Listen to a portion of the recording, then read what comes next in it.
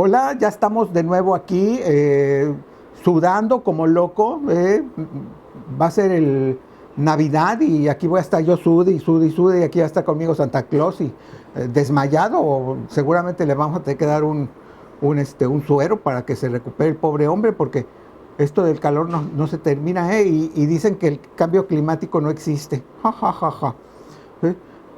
Yo recuerdo cuando era jovencito, cuando tenía la edad de ustedes.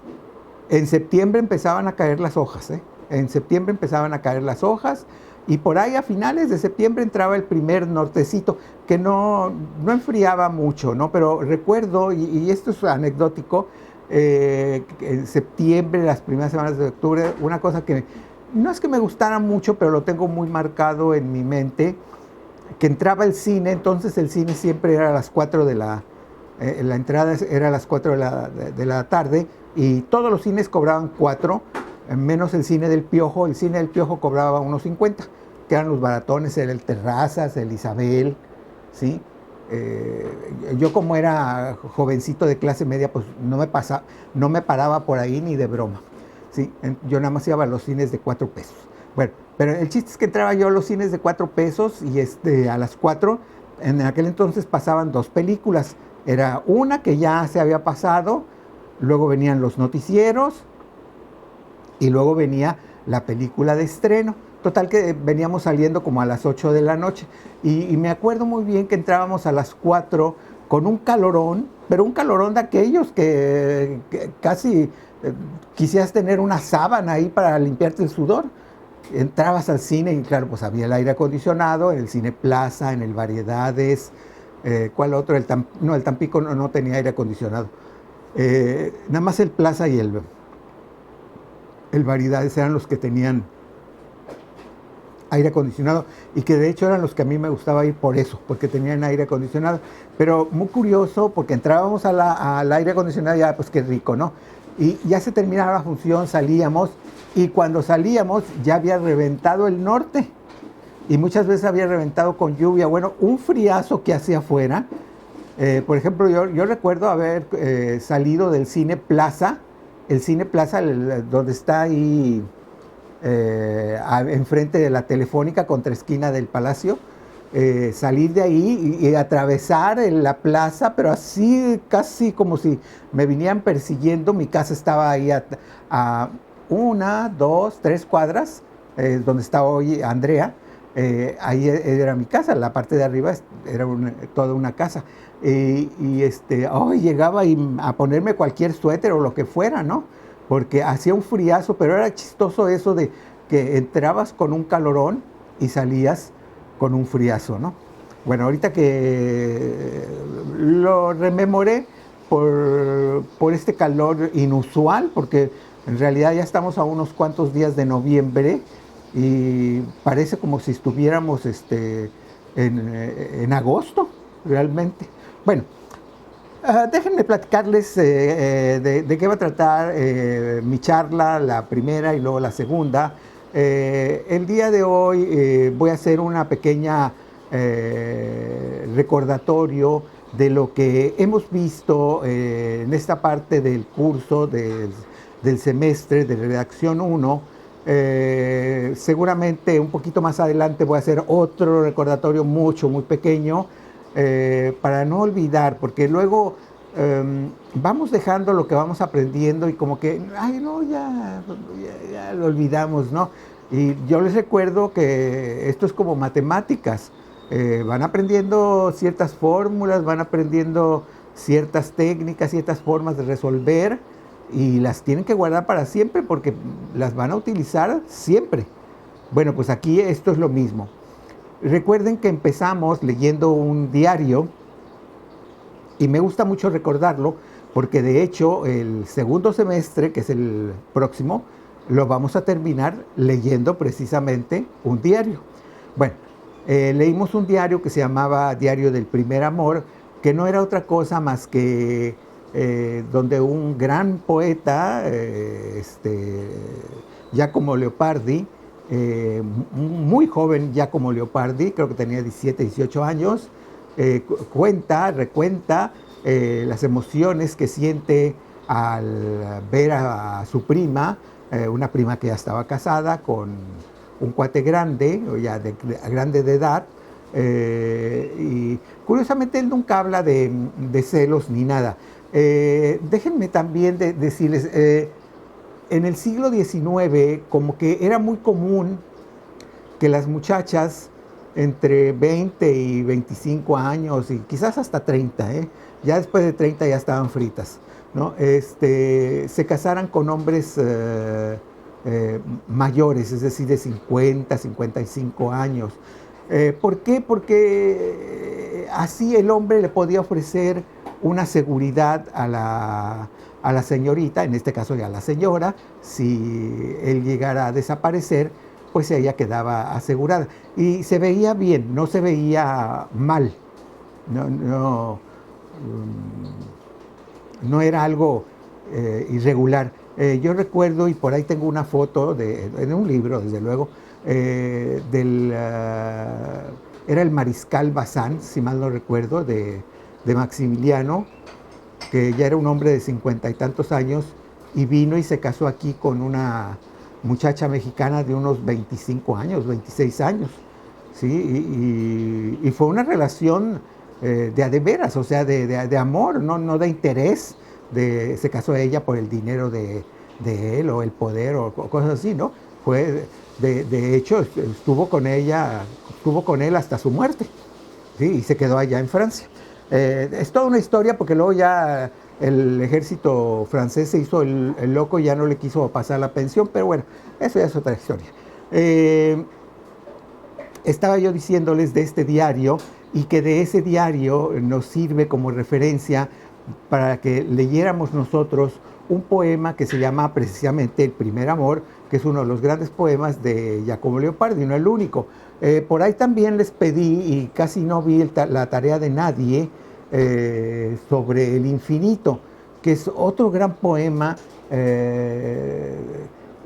que tiene en algunas, de alguna manera, cierta sátira o cierta forma de burla, pero que no deja de ser un poema que impacta por esta idea de lo abstracto, ¿sí? Esos dos poemas eran de Leopardi, el de Primer Amor y el del Infinito, y con eso me dio a mí la pauta para iniciar el capítulo que se llamaba La descripción. ¿Recuerdan la descripción? Les dije yo, no lo dije yo, lo dice el libro inclusive en su definición, que no es otra cosa más que el dibujo de lo que estamos viendo, o la pintura, si ustedes gustan, o la fotografía, si ya quieren ser más modernos, de lo que estamos viendo, pero en palabras.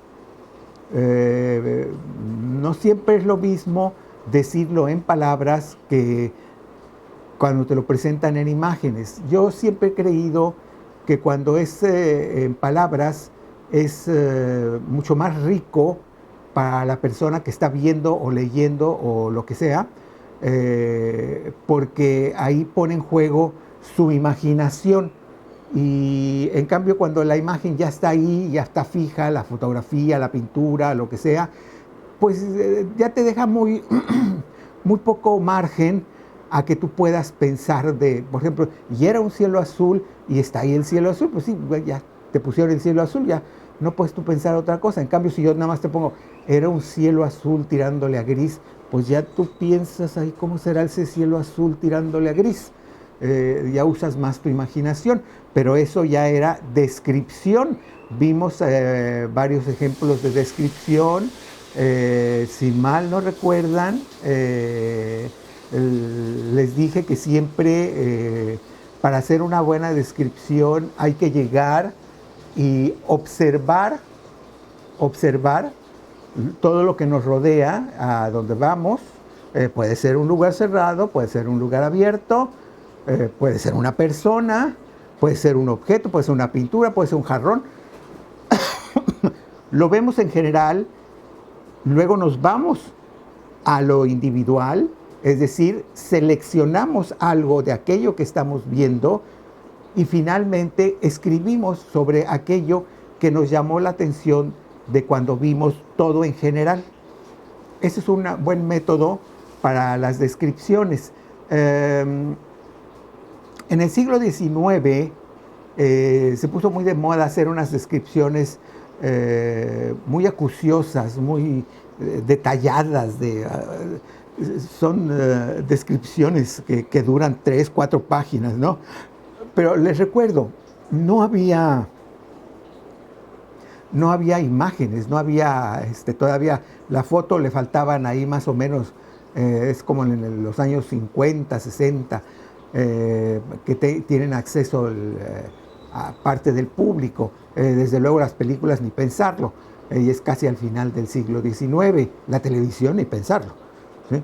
Entonces, lo que uno escribía lo tenía que describir para que las personas pudieran darse una idea. Estoy pensando tal vez en alguien que viviera en un pueblito perdido allá en el medio oeste de Estados Unidos. Pues ni fotos ni nada. Es decir, los libros tendrían que traer una descripción de todo lo que quería el autor que vieran, según lo que estaba describiendo con el personaje. Después de la descripción vimos algo también muy interesante. Ahí en la descripción vimos los distintos tipos de descripción que puede haber, directo, indirecto, etcétera, etcétera. Pero después de eso, algo muy importante, la narración. Y había ahí un capítulo que decía que la narración siempre va de la mano de la descripción. Es cierto, ¿por qué? Porque no puedes poner nada más una descripción y ya dejarla ahí, sino que la tienes que poner dentro de un texto para que la gente sepa, ahora sí, valga la expresión, el contexto del personaje que se va a mover en aquella narración. ¿Qué cosa es una narración? Es algo que se cuenta, lo que van a contar ustedes. Sí, ya contaron que hay una descripción. Ahí está la descripción. Aquí está el jarrón, ahí está el candil, ahí está la ventana. Inclusive aquí está la señora muy elegantemente vestida que estaba jugando con el perrito, etcétera, etcétera, etcétera. Pero, ¿qué estaban haciendo? La señora estaba limpiando el jarrón. Entonces, eso de que estaba limpiando el jarrón ya es contar algo. Eso es una narración. Todo esto, este orden de las lecciones que hemos estado viendo, tienen como consecuencia el que nuestros textos puedan irse hilando con algo que también mencioné por ahí, que es la coherencia. Coherencia es aquello que le da un sentido razonable, es decir, de razón, a lo que estamos diciendo, de tal manera que el receptor de lo que estamos diciendo o estamos leyendo puedan entender con claridad a qué nos referimos. ¿Sí? Esa es la coherencia. Muchos de ustedes, valga la expresión, tienden a ser incoherentes. ¿Cómo lo hacen? Les voy a decir. Por ejemplo, ponen, y Juanito estaba jugando en el patio,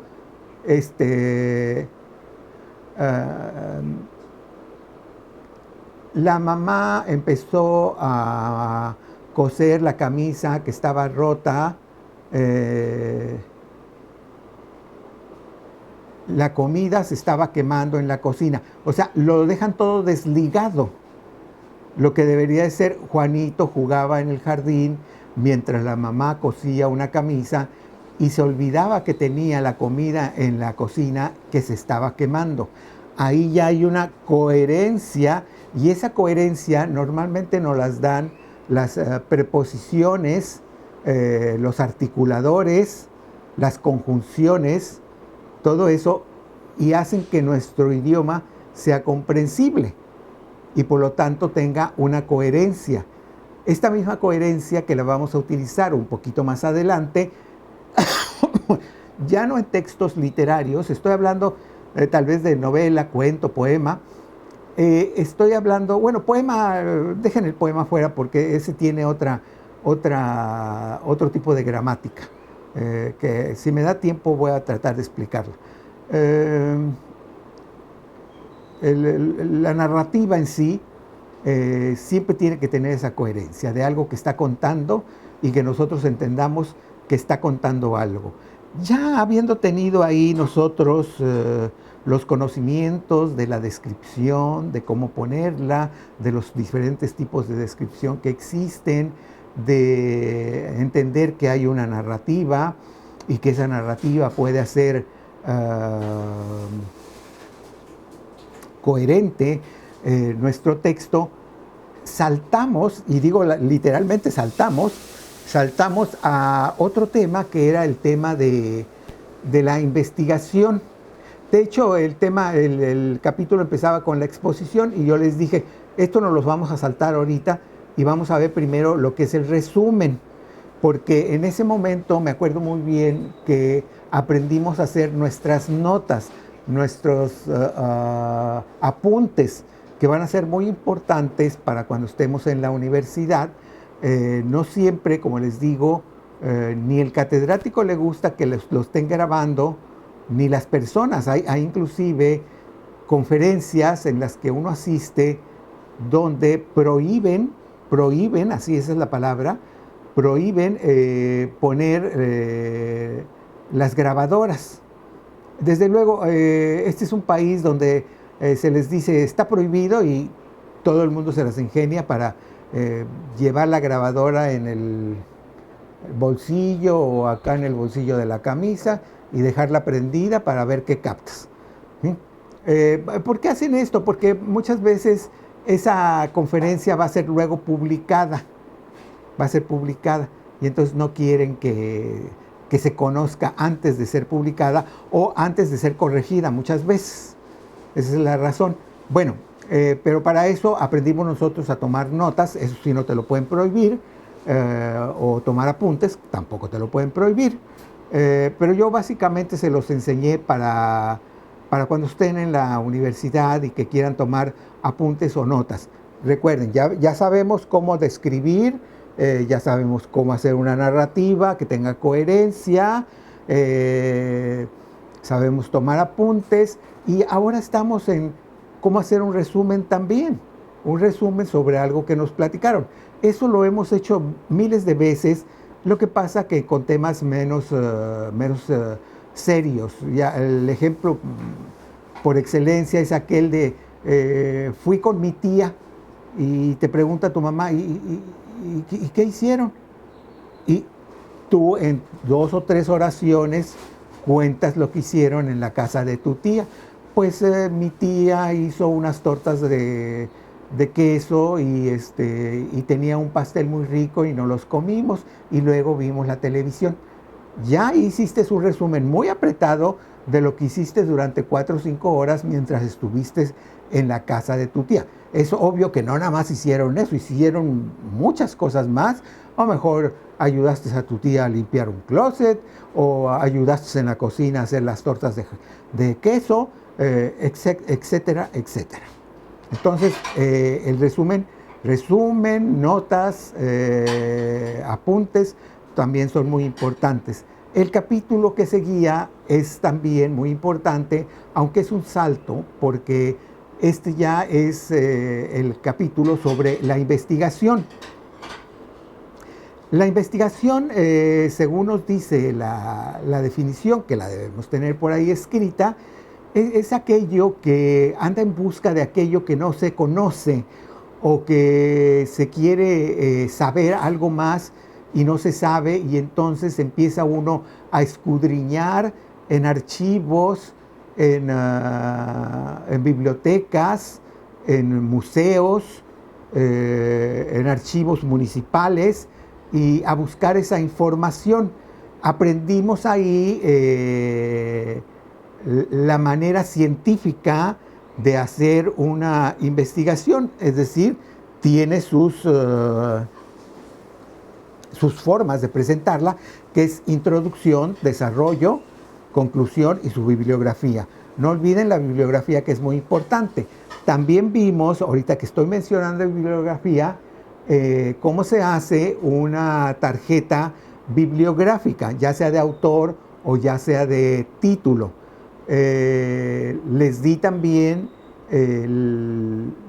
un artículo excelente sobre las abreviaturas bibliográficas, cuando nosotros ponemos notas a pie de página, y para no estar repitiendo tanto lo mismo, para eso nos sirven esas abreviaturas que vienen ahí en ese artículo. El artículo es un poquito extenso y entonces yo les dicté, no recuerdo si 8 o 10 de las abreviaturas que están ahí, y les dije, estas son las que quiero que se aprendan porque son las que van a utilizar más.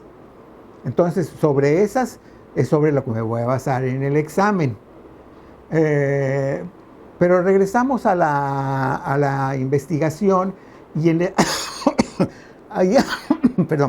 ahí en la investigación estamos ahorita, estamos haciendo una investigación sobre un museo mexicano, en el cual tenemos que poner en la primera parte, que es la introducción, Museo de Arte del Estado mexicano.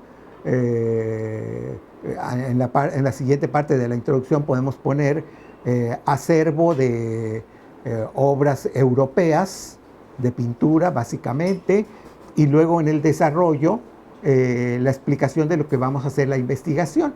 Así que vamos a investigar sobre un cuadro que se llama Retrato de un desconocido de Frans Hals, ¿verdad?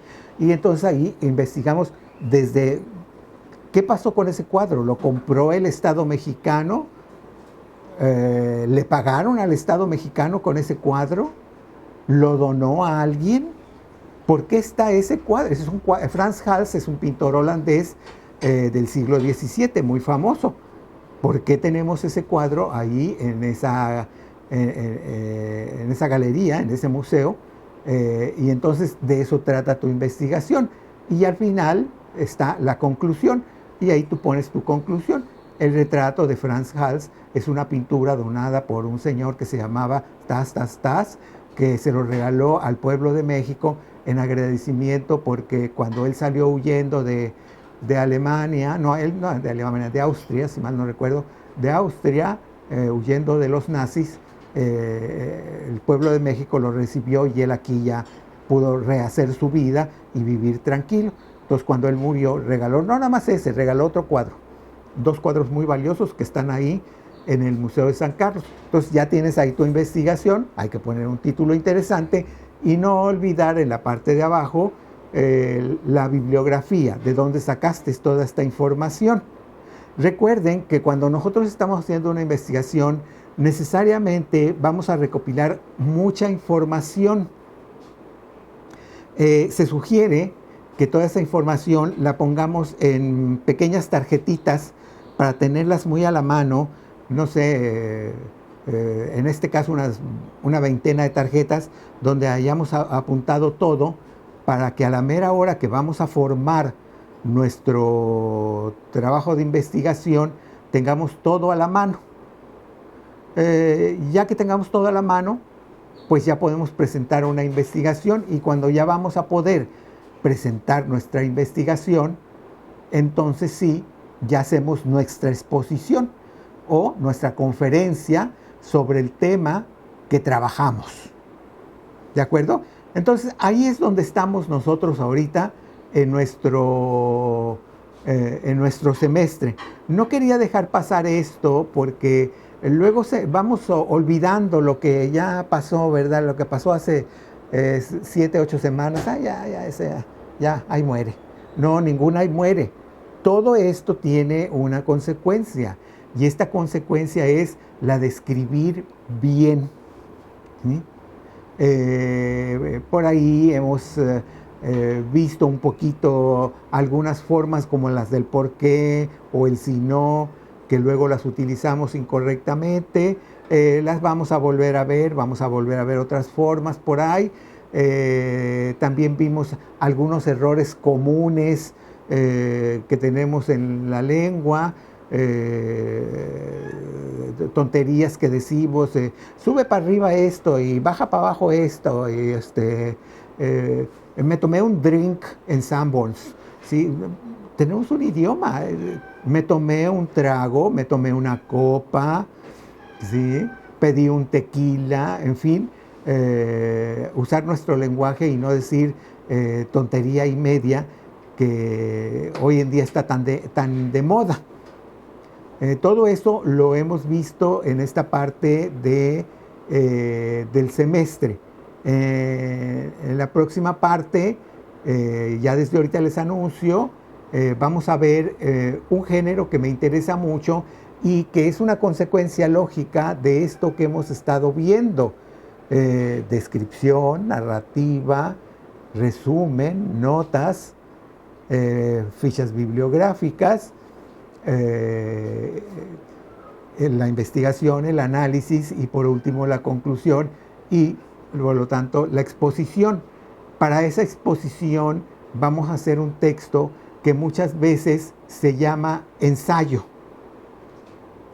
En la próxima conversación con ustedes voy a tratar de más o menos hablar un poquito, no completamente sobre el ensayo, pero sí sobre los géneros que hemos visto también y que es muy importante no olvidarlos, porque este curso de español, literatura, lecturas, redacción, básicamente todo es sobre lo mismo, aunque tengan nombres distintos. Siempre regresamos al mismo tema, que es el escribir correctamente. Y eso es lo que estamos tratando de hacer.